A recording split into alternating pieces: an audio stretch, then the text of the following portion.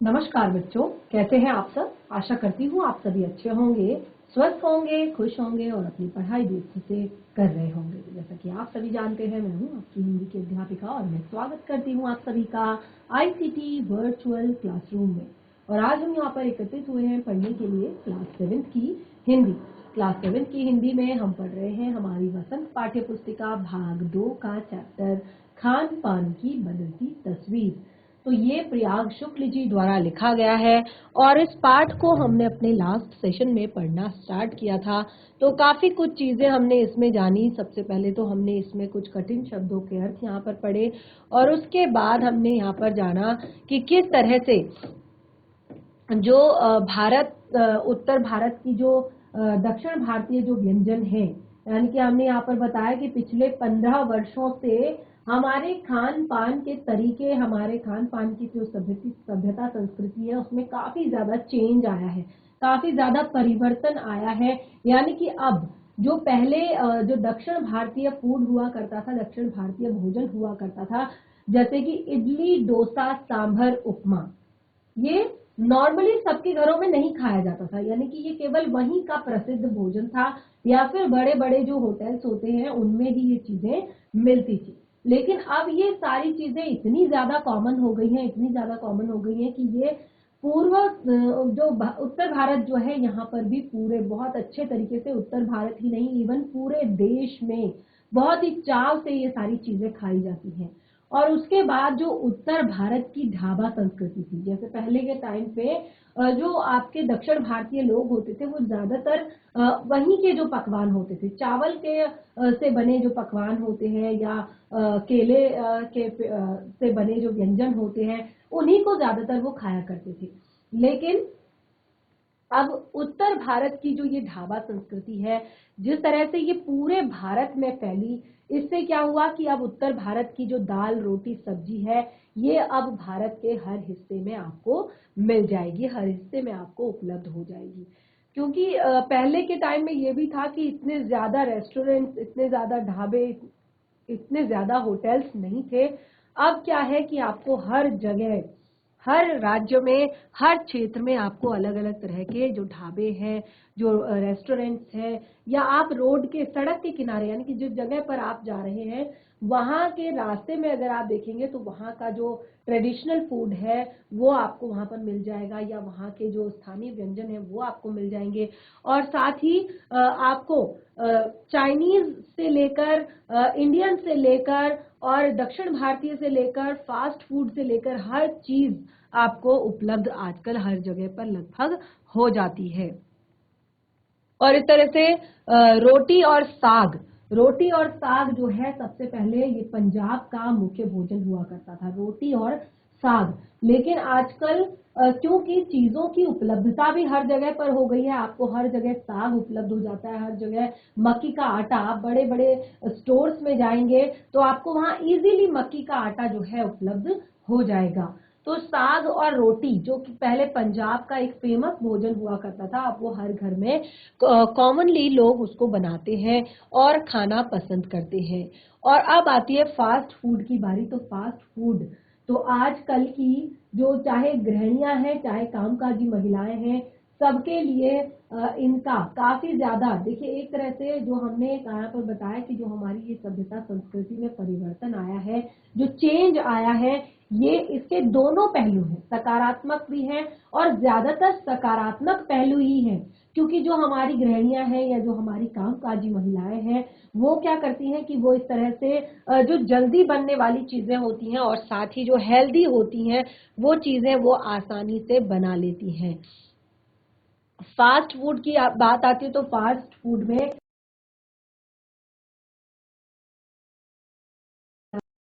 तो 2 minutes noodle, 2 minutes noodle जो है वो आपको आजकल हर घर में एक तरह से ब्रेकफास्ट के रूप में, डिनर के रूप में, या किसी भी स्नैक्स टाइम पे, किसी भी टाइम पे आप उसको बना सकते हैं, आप खा सकते हैं। और इसके बहुत अलग अलग तरह के जो फ्लेवर हैं। चाइनीज नूडल, चाइनीज नूडल जो पहले केवल और केवल बहुत बड़े बड़े रेस्टोरेंट्स में केवल मिलता था, या फिर होटल्स में मिलता था, आजकल लोग घरों में भी इसको बहुत ही आसानी से बनाते हैं और बहुत ही ज़्यादा चाव से खाते हैं। और देखिए एक चीज़ ये हो गई है कि इसको थोड़ा सा चेंज कर दिया गया है, यानी कि इसको लोग अपने तरीके से बनाने लगे हैं और उसको एथनिक नाम दे दिया है। यानी कि जो चीज़ें हैं उसको अपनी तरीके से बनाकर उसको पेश करना। उसके बाद आते हैं इस तरह से आलू के चिप्स। तो आलू के चिप्स के कई विज्ञापित रूप जो है वो आजकल आपको मार्केट में दिख जाएंगे। अलग अलग तरह के एक ही आलू के चिप्स के 10 तरह के फ्लेवर्स वो आपको मार्केट में मिल जाएंगे। तो इस तरह से काफी सारी चीजें चेंज हुई है, हमारे खान पान की जो संस्कृति है, खान पान की जो सभ्यता है उसमें। अब बात आती है यहाँ पर गुजराती ढोकले की। गुजराती ढोकला जो कई आज से 5-10 साल पहले, 15 साल पहले या 20 साल पहले हम कह लें, क्योंकि इस पाठ को लिखे हुए भी काफी टाइम हो गया है, तो 20 साल पहले की बात अगर हम करें तो गुजराती ढोकला भी ज्यादातर जो गुजराती घर होते हैं या गुजराती फैमिलीज होती हैं या गुजरात में ही ज्यादातर इसको चाव से खाया जाता था। लेकिन आप देखेंगे आज किसी भी स्वीट शॉप में आप जाते हैं या किसी भी रेस्टोरेंट में, किसी भी होटल में जाते हैं आप, तो आपको आसानी से गुजराती ढोकला वहां पर मिल जाएगा। और उत्तर भारत के लोग भी इसको उतने ही चाव से खाते हैं, उतने ही प्यार से खाते हैं जितने कि गुजराती लोग इसको खाते हैं।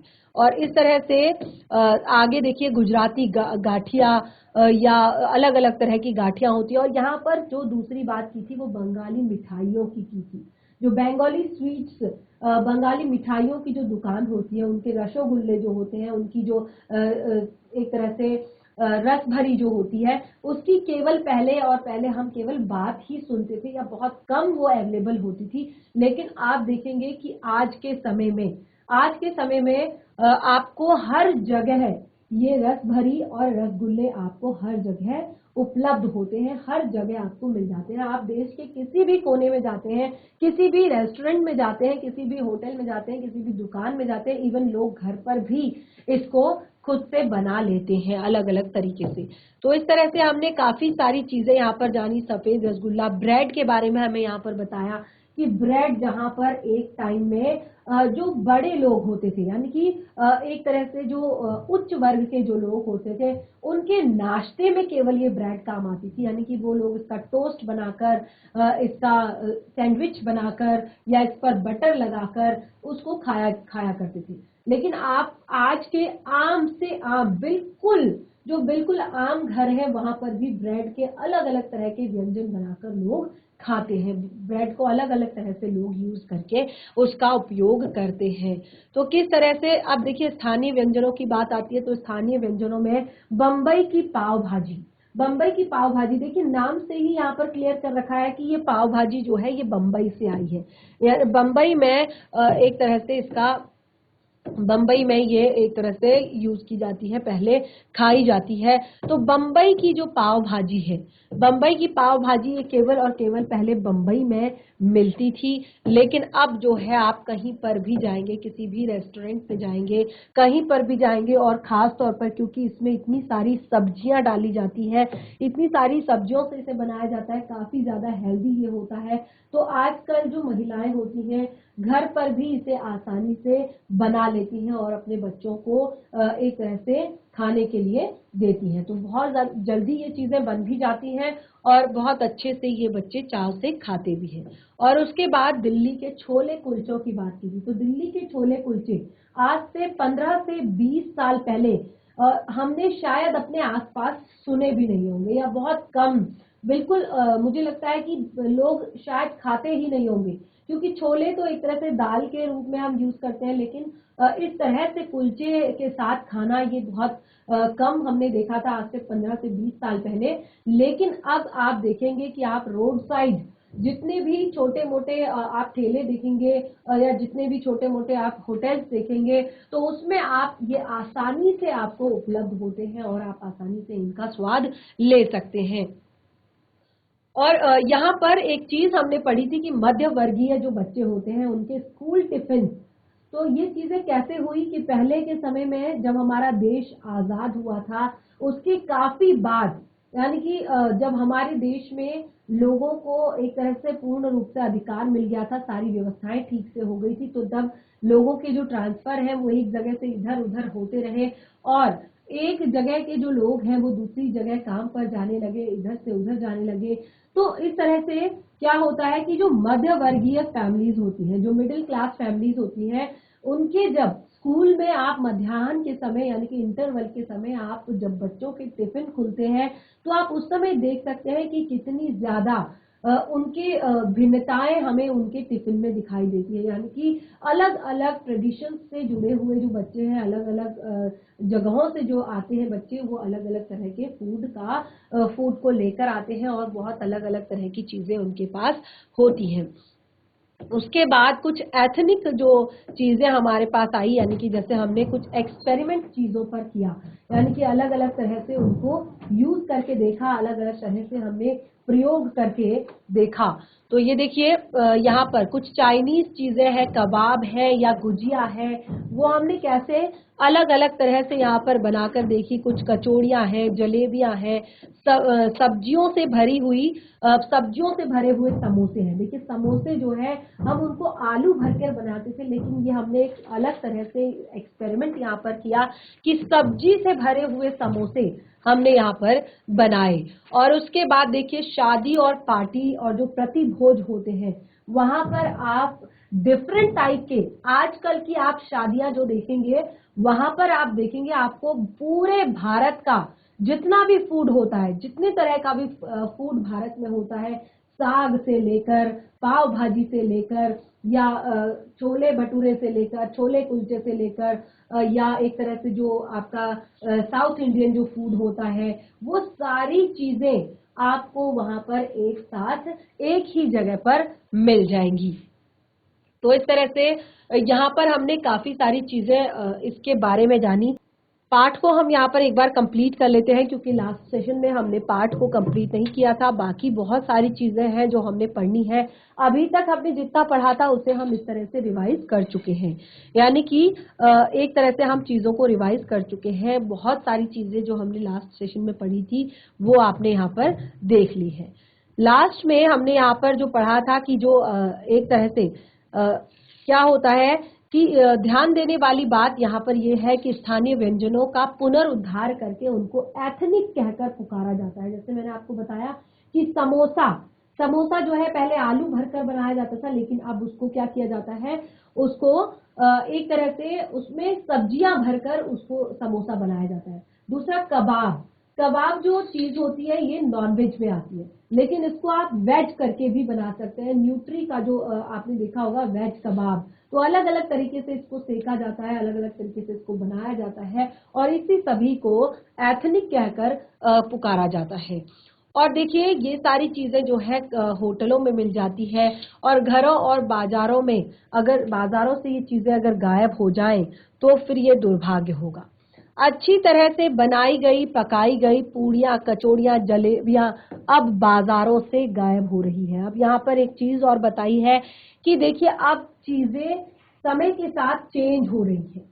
जो चीजें कहीं पर फेमस हुआ करती थी, प्रसिद्ध हुआ करती थी, अब उनके स्वाद में भी वो एक तरह से वो टेस्ट नहीं है, उनमें वो स्वाद नहीं है, उनमें वो एक तरह से उनका वो तरीका जो है चेंज हो गया है बनाने का। तो यहाँ पर मौसमी सब्जियों से भरे हुए समोसे अब कहाँ मिलते हैं? उत्तर भारत में उपलब्ध व्यंजनों की भी दुर्गति हो रही है, यानी कि एक तरह से जो ट्रेडिशनल फूड थे उनको अब लोग धीरे धीरे भूल रहे हैं। जैसे अचरज की बात नहीं है कि पहले उत्तर भारत में जो गली मोहल्लों की दुकानों में आम हुआ करती थी, अब उन खास दुकानों में तलाशा उन्हें जाता है। यह एक कड़वा सच है, यानी कि उत्तर भारत की जो कुछ ट्रेडिशनल चीजें थी, जो कुछ आम चीजें थी, अब वो उत्तर भारत की गलियों में बिल्कुल भी नहीं मिलती। अब उन्हें बड़े बड़े रेस्टोरेंट्स, बड़े बड़े होटल्स में खंगाला जाता है। जैसे कि मैंने आपको यहाँ पर एक बहुत ही आज के बिल्कुल क्लोज जो एक आपको चीज बताई थी कि जैसे हम उत्तराखंड से यहाँ पर उत्तराखंड से हैं और उत्तराखंड में बहुत सारे ट्रेडिशनल ऐसे फूड हैं जो बनाए जाते हैं और खाए जाते हैं। लेकिन आज के समय में अगर आपको वो खाना खाना है, वो चीजें खानी है, तो आप उनको खाने के लिए होटल्स या रेस्टोरेंट में जाएंगे जो उत्तराखंड में अलग अलग तरह से लोगों के द्वारा बनाए गए हैं। यानी कि पहाड़ी व्यंजन करके आपको रेस्टोरेंट मिलेगा, वहां पर आप उत्तराखंड की ट्रेडिशनल चीजें जो है वो खाएंगे। जैसे कि उत्तराखंड में बहुत सारी चीजें फेमस है, जैसे मैंने आपको बताया कि गढ़वाल की अपनी फेमस चीजें हैं, कुमाऊं की अपनी फेमस चीजें हैं, लेकिन अब इनको घरों में लोग बहुत कम बनाना और खाना पसंद करते हैं।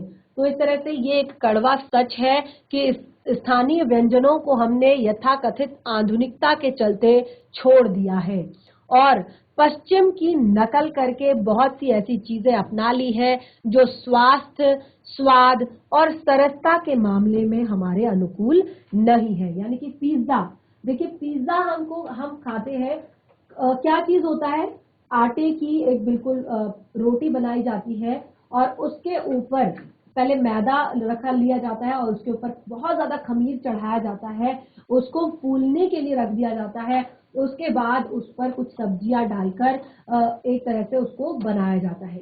तो ये बहुत ज्यादा स्वास्थ्यवर्धक नहीं है, यानी कि ये हमारे स्वास्थ्य को लाभ देने वाला नहीं है।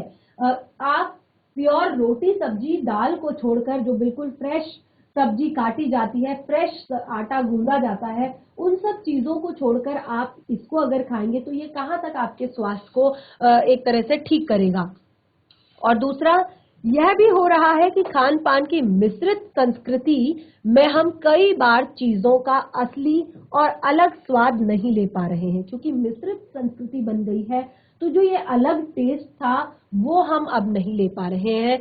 अक्सर प्रतिभोजों और पार्टियों में एक साथ ढेरों चीजें रख दी जाती है। जैसे कि मैंने आपको बताया आजकल जितनी भी शादियां होती हैं, जितनी भी एक तरह से पार्टियां होती हैं, उन पे क्या होता है कि पूरे उत्तराखंड के या पूरे देश से जितने भी चीजें होती है वो सारे पकवान रख दिए जाते हैं और उस समय पर इंसान जो है उन चीजों का स्वाद जो है प्रॉपर तरीके से नहीं ले पाता है, क्योंकि इतनी सारी चीजें होती हैं, अगर वो थोड़ा थोड़ा भी सारी चीजें खाएगा तो फिर क्या होता है कि वो हर एक चीज का स्वाद जो है अच्छे से नहीं ले सकता है और उनका स्वाद जो है गड़बड़ हो जाता है। खान पान की ये मिश्रित या विविध संस्कृति ने हमें कुछ चीजें चुनने का अवसर देती है और हम उसका लाभ प्रायः नहीं उठा पाते। देखिए मिश्रित संस्कृति हो गई है इसीलिए वो चीजें रखी जाती, वरना पहले के समय में केवल जब कभी कोई शादी पार्टी भी होती थी तो उसमें पहले के समय में गाँव में ये चीजें फिर भी कम थी, यानी कि दाल सब्जी पूरी चावल या सलाद अचार यही चीजें केवल शादी विवाह या समारोह पर रखी जाती थी। लेकिन आज गांव में भी बिल्कुल आप देखेंगे जो चीजें शहरों में होती है, यानी कि उसमें चाइनीज फूड भी होगा, उसमें आपका दक्षिण भारतीय भोजन भी होगा, आपका गुजराती भी होगा, आपका पंजाबी भी होगा, आपका राजस्थानी फूड भी होगा। तो इस तरह से आप अलग अलग तरह की चीजें रख दी जाती हैं और जिससे इंसान जो है उनका टेस्ट नहीं ले पाता है और हम अक्सर एक ही प्लेट में कई तरह के और कई बार तो बिल्कुल विपरीत प्रकृति वाले भोजन परोस लेना चाहते हैं। यानी कि हम चाहते तो हैं उनको खाना, उनको टेस्ट करना, लेकिन कई बार हम अपनी प्लेट में वो सारी चीज अलग अलग चीजें, कहीं पर हमने नूडल्स रखे हैं, कहीं पर हमने आपका लिट्टी चोखा रखा है, कहीं पर हमने आपका खाकरा थेपला रखा है, कहीं पर आपने इडली डोसा रखा है, तो कैसे आप उन सब चीजों का टेस्ट जो है एक साथ ले पाएंगे। तो ये पूरे विपरीत प्रकृति वाले व्यंजन हम परोस लेते हैं और इसीलिए ये जो खान पान की मिश्रित और विविध संस्कृति बनी है और लग यही रहा है कि यही अधिक विकसित होने वाली है और उसे तरह तरह के से जांचते रहना जरूरी है। यानी कि अभी का जो समय है उसको देखकर तो यही लग रहा है कि ये आगे और भी ज्यादा विकसित होने वाली है और भी ज्यादा ट्रेडिशन में आने वाली है, लेकिन हमें इसको बीच बीच में जो है जांचते रहना है और तरह तरह से इसको हमें देखते रहना है कि कौन सी चीज जो है कहाँ पर फिट बैठ रही है, कौन सी चीज जो कहाँ पर काम आ रही है। तो इस तरह से हमारा चैप्टर यहाँ पर कंप्लीट होता है। पाठ को हमने बहुत अच्छे से पढ़ लिया और पिछले 2 सेशन से हम इस चैप्टर को पढ़ रहे हैं और मैं आशा करती हूँ कि आपको चैप्टर पसंद आया होगा। अब हम पाठ से जुड़े हुए जो अभ्यास के प्रश्न हैं, क्योंकि पाठ आपने बहुत अच्छे से पढ़ लिया है, तो अब यहाँ पर अभ्यास के प्रश्न जो है उनको हम डिस्कस कर लेते हैं। क्या कुछ आपने सीखा इस पाठ से? तो देखिए, प्रश्न हमारा पहला प्रश्न है खान पान की बदलती तस्वीर में निबंध से, क्योंकि ये जो चैप्टर है ये निबंध के रूप में लिखा गया है यहाँ पर। तो पहला प्रश्न है निबंध से, खान पान की मिश्रित संस्कृति से लेखक का क्या मतलब है और अपने घर का उदाहरण देकर इसकी व्याख्या करें। वैसे तो प्रश्न बिल्कुल ऐसा है कि अगर आपने चैप्टर को अच्छे से पढ़ा है तो आप आसानी से इसका उत्तर दे सकते हैं। खान पान की मिश्रित संस्कृति से लेखक का क्या मतलब है और आप अपने घर का एग्जाम्पल देकर, अपने घर का उदाहरण देकर आप इसका उत्तर दें। तो चलिए उत्तर पढ़ लेते हैं इसका। देखिए, पहला जो प्रश्न है उसका उत्तर है कि खान पान की मिश्रित संस्कृति से लेखक का मतलब है कि सभी स्थानों के भोजनों का आनंद उठाना, यानी कि सभी जगह के भोजन को अपने ट्रेडिशन में, अपने भोजन की थाली में एक तरह से रखना। इसमें विदेशी व्यंजन, स्थानीय व्यंजन, प्रांतीय व्यंजन सभी का समावेश होता है और भोजन का स्वाद तथा उसकी गुणवत्ता बनाए रखने के लिए एक मुख्य भाग है, यह मुख्य भाग है पसंद के आधार पर एक दूसरे के प्रांतों की चीजों को अपने भोजन में शामिल किया जाता है। तो ये तो हमारा उत्तर है। अब अपने घर की बात यहाँ पर बताने के लिए कहा है, तो भारत देश जो है वो खान पान की दृष्टि से विश्व में विख्यात है। हमारा भारत जो है ये खान पान की दृष्टि से विश्व विख्यात है, क्योंकि यह हर प्रांत, यहाँ पर हर एक प्रांत की अपनी अलग खासियत है। इसका अर्थ है कि हर एक प्रांत के मुख्य व्यंजन है और वह केवल वहीं नहीं मिलते, यानी कि हर प्रांत के अपने अलग अलग मुख्य व्यंजन हैं और वो केवल वहीं नहीं मिलते बल्कि पूरे भारत में, जैसे कि आप दक्षिण भारतीय फूड के बारे में लिखा था, इडली, डोसा, सांभर, नारियल की चटनी, उपमा, ये सभी व्यंजन स्वादिष्ट होते हैं। गुजरात के जलेबी, फाफड़ा, ढोकला ये व्यंजन प्रसिद्ध हैं। राजस्थान का घेवर प्रसिद्ध है और ये सभी व्यंजन खान पान अब इन्हीं स्थानों पर खासियत नहीं रखता, परंतु ये सारी चीजें अब भारत के हर क्षेत्र में खाने के लिए उपलब्ध है। ऐसे ही लेखक ने यहाँ पर खान पान की मिश्रित संस्कृति इसको कहा है। यदि अपने घर के खाने की बात यहाँ पर हम करें तो हम आजकल हमारे घरों में हर तरह के भोजन बनते हैं, यानी कि हम चाइनीज फूड यानी कि नूडल्स भी हम अपने घर पर बनाते हैं। हम यहाँ पर छोले कुलचे भी हम बनाते हैं, हम इडली डोसा भी अपने घर पर बनाते हैं, हम विदेशी व्यंजन तक अपने घरों में आजकल बनाते हैं। तो ये कॉमन सी चीज हो गई है कि अब हर जगह का खाना जो है हम अपने घर में बनाते हैं और खाते हैं। तो देखिए, अब ये पहला प्रश्न था। दूसरा प्रश्न पढ़ते हैं, खान पान के बदलाव के कौन से फायदे हैं, यानी कि खान पान के जो में ये चेंज आया है उसके क्या फायदे हैं और फिर लेखक इस बदलाव को लेकर चिंतित क्यों है। अब दोनों चीजें बतानी है, पॉजिटिव और नेगेटिव दोनों चीजें आपको बतानी है कि पहले फायदे बताने हैं कि ये खान पान की जो चीजें चेंज हुई है इससे क्या फायदे हैं और फिर बताना है कि लेखक इससे क्यों चिंतित है, यानी कि लेखक को क्या क्यों परेशानी है ये खान पान की जो संस्कृति है इससे। देखिए, बदलाव के फायदे, पहले फायदे हम यहाँ पर बताएंगे कि जो मिश्रित संस्कृति चली है इसके क्या फायदे हैं।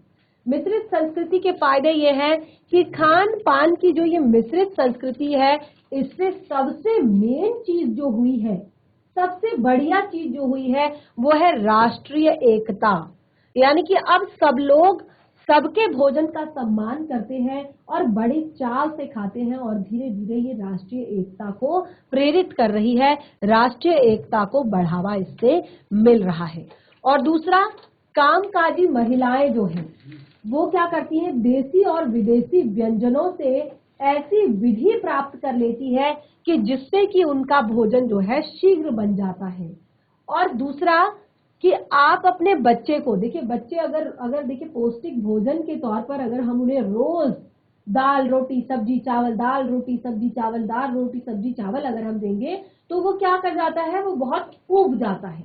और थोड़ी थोड़ी दिनों शुरुआत में हम जबरदस्ती उसे खिलाते हैं, लेकिन थोड़े दिनों बाद वो उसे बिल्कुल खाना पसंद नहीं करता। लेकिन नए नए देशी विदेशी व्यंजन खाने से, यानी कि अगर आप उन्हीं व्यंजनों को, जैसे अगर चावल का आप रोज राइस ना बनाकर, चावल ना बनाकर आप उसका अगर इडली बना देते हैं, और अगर आप सब्जियों को काट कर एक प्रॉपर सब्जी के रूप में ना देकर उसको गलाकर सांभर के रूप में अगर उसे दे देते हैं, तो उसको वही पोषण उससे मिल जाता है और वो खाने में टेस्टी भी होता है। तो यानी कि बच्चे जो है एक ही प्रकार का भोजन करके नहीं उगते हैं और उन्हें नए नए भोजन खाने के लिए भी मिल जाते हैं। और दूसरा, नई पीढ़ी इस संस्कृति को अब एक व्यवसाय के रूप में ले रही है। जो नई पीढ़ी है उसे एक व्यवसाय के रूप में ले रही है। जैसे चाइनीज फूड है, पहले चाइनीज फूड जो है बड़े बड़े रेस्टोरेंट्स या बड़े बड़े होटल्स में मिलता था।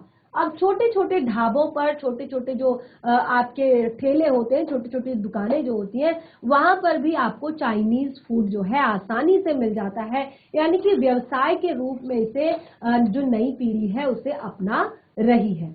और दूसरी बात, ये सारी चीजें तो इसके फायदे हैं, यानी कि ये फायदे यहाँ पर बताए गए हैं, लेकिन इसके नुकसान क्या हो रहे हैं, इसके लिए लेखक चिंतित क्यों है? देखिए, लेखक इस मिश्रित संस्कृति के बदलाव को लेकर चिंतित इसलिए है क्योंकि इससे चीजों का असली स्वाद जो है वो कहीं ना कहीं गायब हो रहा है। लोगों को असली स्वाद से वंचित रहना पड़ रहा है और नई पीढ़ी को स्थानीय व्यंजनों के बारे में जानकारी नहीं मिल पा रही है। जो नई पीढ़ी है हमारी, ये अपने ट्रेडिशनल फूड को भूल रही है, अपने स्थानीय व्यंजनों को भूल रही है, अपने स्थानीय व्यंजनों की जानकारी उन्हें नहीं मिल पा रही है। तो इसलिए देखिए, दोनों उत्तर आपको मिल गए। एक तो फायदे आपको बताए गए और दूसरा लेखक इस बात से क्यों चिंतित है वो आपको यहाँ पर बताया गया है। अब देखिए, तीसरा प्रश्न था कि खान पान के मामले में स्थानीयता का क्या अर्थ है। खान पान के मामले में स्थानीयता का क्या अर्थ है? तो उत्तर है हमारा, खान पान के मामले में स्थानीयता का अर्थ है किसी विशेष व्यंजन का किसी शहर में मिलना। यानी कि हमारे उत्तराखंड की प्रसिद्ध मिठाई कौन सी है जो केवल उत्तराखंड में मिलती है? जो केवल उत्तराखंड में मिलती है, बाहर भी मिलती है लेकिन आपको टेस्ट वो बिल्कुल भी नहीं आएगा, वैसा टेस्ट आपको बिल्कुल भी नहीं आएगा। तो देखिए, उत्तराखंड का जो फेमस मिठाई है वो आपकी है बाल मिठाई। मिलने के लिए आपको, आप दिल्ली की किसी बड़े स्वीट शॉप में जाएंगे, वहां पर भी आपको बाल मिठाई मिल जाएगी, लेकिन वो टेस्ट जो है बिल्कुल भी वैसा नहीं होगा, वो टेस्ट बिल्कुल भी वैसा नहीं होगा। तो ये है स्थानीयता, यानी कि वो चीज जो है वहीं पर बहुत अच्छी मिलती है। जैसे मुंबई का वड़ा पाव है, मुंबई का वड़ा पाव आपको एक तरह से हर जगह मिल जाएगा, लेकिन जो टेस्ट है, वहां के लोगों के बनाने का तरीका है, केवल वही लोग जानते हैं। या पाव भाजी है, या गुजरात के ढोकले हैं, या दिल्ली के छोले कुलचे हैं। तो देखिए, जो चीजें हैं, ऐसा नहीं है कि यहाँ के लोगों को बनानी नहीं आती, लेकिन जो वहां के लोग शुरुआत से जैसे उन चीजों को बनाते हैं, जिस ट्रेडिशनल तरीके से उन चीजों को बनाते हैं, जिस तरह के मसालों का यूज उसमें करते हैं, तो वो स्वाद जो है वो वहीं पर आएगा, वो स्वाद यहाँ आपको नहीं मिल सकता। तो इस तरह से आगरे का जो पेठा है, आपने देखा होगा आगरे का पेठा फेमस है और लखनऊ की रेवड़ी फेमस है। इस तरह से अलग अलग जगहों की अलग अलग चीजें एक तरह से प्रसिद्ध होती है। तो सभी व्यंजन जो है, इनके जो सबसे पहले स्थान है, यानी कि जहां के वो खास व्यंजन है, जहां से वो उनका बनना शुरू हुआ है, वही स्थानीय व्यंजन कहलाते हैं। अर्थात वो वहीं के स्थानीय थे, यानी कि लोकल व्यंजन थे, लेकिन अब वो धीरे धीरे क्या हो गए हैं, विश्व प्रसिद्ध हो गए। तो इस तरह से देखिए, हमने तीनों यहाँ पर जो उत्तर है, प्रश्न है, उनको पढ़ लिया, उनके उत्तरों को भी जान लिया। अब हम आगे बढ़ते हैं। यहाँ पर हमें पाठ से आगे यानी कि निबंध से आगे भी हमें यहाँ पर कुछ प्रश्न दिए हैं। जैसे है, घर में बातचीत करके पता कीजिए कि आपके घर में क्या चीजें पकती हैं और क्या चीजें बनाई बाजार से आती हैं। अब आप अपने घर में ये सारे प्रश्न, क्योंकि निबंध से आगे है, निबंध से जुड़ी हुई चीजें हमने पढ़ ली है। अब आपको अपने घर में बातचीत करनी है कि आपके घर का ट्रेडिशनल फूड क्या है, आप जिस स्थान पर रहते हैं या आप जिस जगह से बिलोंग करते हैं वहां का ट्रेडिशनल फूड क्या है, आपके घर में क्या ज्यादातर चीज जो है पहले बनाई जाती थी और खाई जाती थी, और क्या चीजें जो हैं अब आप बाजार से लाते हैं, और इन सब के बारे में कौन सी चीजें आपके माता पिता के बचपन में घर में बनती थी, यानी कि आपके बचपन में क्या बनती थी। अपने माता पिता से पूछिए कि आपके बचपन में कौन सी ऐसी चीज थी जो घर पर आपके अक्सर बना करती थी और सब उसको चाव से खाया करते थे। बहुत ही सरल प्रश्न है, आप आसानी से इसका उत्तर लिख सकते हैं क्योंकि इससे आपको चैप्टर रिवाइज भी हो जाएगा। अगला है, यहाँ खाने और पकाने के स्वाद से संबंधित कुछ शब्द दिए हैं, इन्हें ध्यान से देखिए और इनका वर्गीकरण कीजिए। खाने और पकाने से रिलेटेड कुछ चीजें हैं। जैसे अब आपने यहाँ पर कुछ शब्द दिए हैं जिनको आपने देखना है कि खाने की चीजें क्या है और पकाने की चीजें क्या है। जैसे अब देखिए, उबालना, उबालना शब्द क्या है, कैसे पकाया जाता है, ठीक है। तलना, तलना शब्द भी है, जैसे पकाया जाता है। भूनना, कैसे पकाया जाता है। सेकना, कैसे पकाया जाता है। उसके बाद आपका दाल, भात, रोटी, पापड़, आलू, बैगन, ये सब आपके भोजन के अंतर्गत आएंगे। उसके बाद आपका आता है स्वाद। तीन चीजें यहाँ पर दी है, देखिए, एक आपका दिया है भोजन, दूसरा आपका दिया है कि कैसे पकाया जाता है, और तीसरा आपका यहाँ पर चीजें दी है, स्वाद दिया है। तो उसके बाद आपका स्वाद है, स्वाद में आप खट्टा लिखेंगे, मीठा लिखेंगे, तीखा लिखेंगे, नमकीन लिखेंगे, कसैला लिखेंगे, ठीक है। तो आपने वर्गीकरण करना है, तीनों चीजें आपने अलग अलग लिखनी है। जो खाने की चीजें हैं उन्हें अलग करना है, जैसे पकाया जाता है उसे अलग करना है, स्वाद जो अलग अलग आपने टेस्ट किए हैं उन्हें अलग करना है। तो इस तरह से देखिए, ये सारे प्रश्न केवल आपके लिए हैं। आप देखिए प्रश्न 3, छौंक, चावल, कढ़ी, इन शब्दों में अंतर है, समझाइए इन्हें बनाने के तरीके विभिन्न प्रांतों में अलग अलग है। पता करें कि आपके प्रांत में कैसे बनाया जाता है, यानी कि छौंका कैसे जाता है, चावल कैसे बनाए जाते हैं, कढ़ी कैसे बनाई जाती है। तो सारे प्रश्न आपके लिए होमवर्क में है। प्रश्न 4 है, पिछली शताब्दी में खान पान की बदलती हुई तस्वीर का खाका तो इस प्रकार होगा। सन 60 के दशक में छोले भटूरे, 70 के दशक में इडली डोसा, 80 के दशक में तिब्बती और चीनी भोजन, 90 के दशक में पिज्जा और पाव भाजी। तो इस प्रकार आप कुछ कपड़ों और पोशाकों की बदलती तस्वीर का भी खाका खींचेंगे, यानी कि टाइम के हिसाब से यहाँ पर आपको बताया है कि कौन से दशक में क्या चीजें यूज की जाती थी, और उसी के आधार पर आपने यहाँ पर कपड़ों के बारे में भी बताना है कि कौन से सन में किस तरह की पोशाकें, किस तरह के कपड़े पहने जाते थे। देखिए यहाँ पर पाठ से जुड़ी हुई हमने काफी सारी चीजें पढ़ ली है। अब हम यहाँ पर आगे बढ़ेंगे अपने पाठ में आई हुई चीजों से। अब देखिए पाठ में बहुत सारी चीजें यहाँ पर आई है। व्याकरण का एक बहुत बड़ा पाठ इस पाठ में छिपा हुआ है। जैसे कुछ विशेषण है, कुछ उनके विशेष्य हैं। विशेषण क्या होते हैं?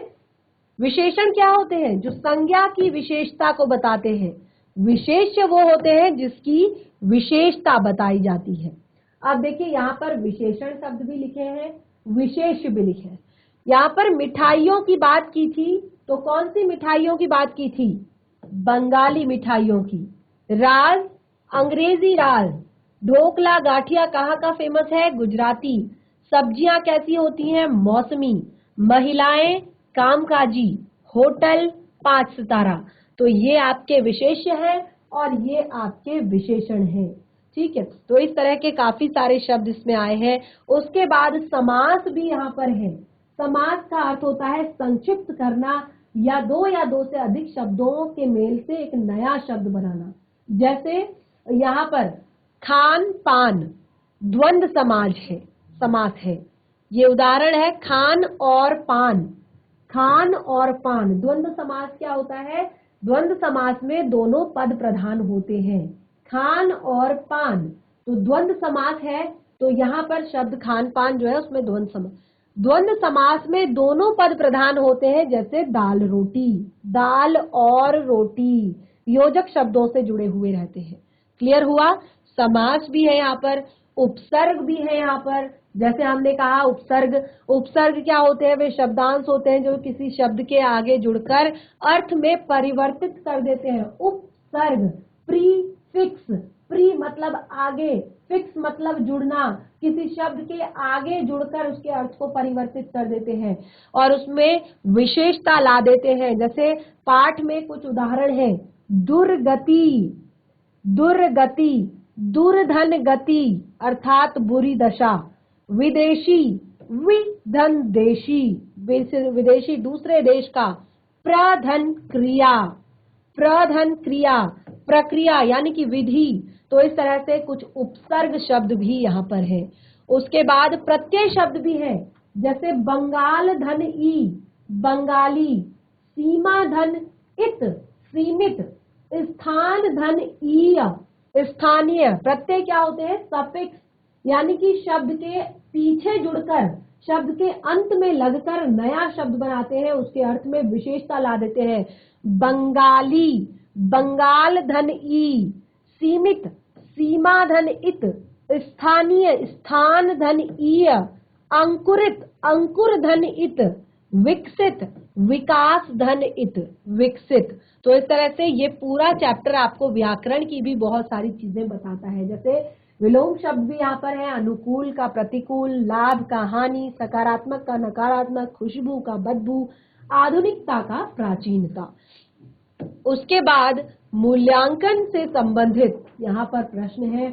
अब देखिए, जो ये मूल्यांकन से संबंधित प्रश्न है, चैप्टर पूरी तरह से कंप्लीट हो गया है। पाठ से जुड़े हुए प्रश्नोत्तर भी कर लिए हैं, पाठ में आए हुए बाकी के जो प्रश्न हैं वो भी कंप्लीट कर लिए हैं। जितना भी व्याकरण पाठ में आया हुआ है सब कुछ कंप्लीट हो चुका है। अब लास्ट में यहाँ पर मूल्यांकन, यानी कि आपने पाठ से कितना सीखा, आपको पाठ जो है वो कितना समझ में आया। तो देखिए, आपके द्वारा पठित निबंध का तथा उसके लेखक का नाम लिखिए। पाठ के जो पाठ का नाम और उसके लेखक का नाम आपने लिखना है। तो ये बहुत ही ज्यादा सरल है। और जब भी आप चैप्टर पढ़ते हैं तो ये दो चीजें आप जरूर याद कीजिए, पाठ का नाम और लेखक का नाम। कोई कविता पढ़ते हैं तो कविता का नाम और उनके कवि का नाम। इस तरह से ये पहला प्रश्न पढ़कर आएंगे। बिल्कुल ये पूरे चैप्टर से जुड़े हुए यहाँ पर आपकी बोध परीक्षा है, यानी कि आपने चैप्टर से क्या सीखा। फास्ट फूड से आप क्या समझते हैं? फास्ट फूड से आप क्या समझते हैं? पाठ में आए हुए गुजराती खान पान का उल्लेख कीजिए, यानी कि गुजराती कौन कौन सा फूड यहाँ पर पाठ में दिया गया है। कहाँ की मिठाइयाँ रस भरी होती हैं? बहुत ही सरल, कहाँ की मिठाइयाँ रस भरी होती हैं। ब्रेड की उपलब्धता के बारे में लेखक ने क्या जानकारी दी है, क्या बताया था ब्रेड के लिए। और दूसरा, स्थानीय व्यंजनों के कुछ उदाहरण दीजिए। आप उत्तराखंड में रहते हैं तो उत्तराखंड के कुछ स्थानीय व्यंजनों के एग्जाम्पल देंगे। उसके बाद किनका पुनरुद्धार करना जरूरी है? स्थानीय व्यंजनों का पुनरुद्धार करना जरूरी है। उसके बाद 5 सितारा होटलों में किनको एथनिक के रूप में प्रचारित कर रहे हैं? स्थानीय भोजन को लेकर जा रहे हैं 5 स्टार होटल में और उसमें कुछ चेंजेस कर दे रहे हैं और उसको एथनिक करके प्रयोग कर रहे हैं, प्रचारित कर रहे हैं। हम स्वयं को आधुनिक सिद्ध करने के लिए किनकी नकल कर रहे हैं? हम स्वयं को आधुनिक सिद्ध करने के लिए पश्चिमी सभ्यता का अनुकरण कर रहे हैं, पश्चिमी लोगों की नकल कर रहे हैं। लेखक के अनुसार खान पान की मिश्रित संस्कृति को कैसे अपनाना चाहिए? पॉजिटिव तरीके से अपनाना चाहिए। आपने देखा, काफी सारी बातें पढ़ ली है इस बारे में। अब देखिए खान पान की मिश्रित और नई संस्कृति में एकता के बीज कैसे मिलते हैं। बहुत ही सुंदर उत्तर आप इसका लिख सकते हैं। द्वंद्व समाज के 5 उदाहरण, उपसर्ग से 3 शब्द बनाइए, इत प्रत्यय से 3 शब्द बनाइए। तो इस तरह से देखिए चैप्टर पूरा कंप्लीट हो चुका है। मूल्यांकन से संबंधित प्रश्न भी आपको दे दिए गए हैं, इन्हें नोट डाउन कीजिए, घर पर जाकर इन्हें सॉल्व करने की कोशिश कीजिए। कोई भी डाउट, कोई भी दिक्कत, कोई भी परेशानी इस चैप्टर से हो तो नेक्स्ट सेशन में जरूर डिस्कस करें। तो इस तरह से आज हमारा ये चैप्टर यहीं पे कंप्लीट होता है। हम मिलेंगे अपने नेक्स्ट सेशन में एक नए पार्ट के साथ। तब तक के लिए धन्यवाद। आपका दिन शुभ हो।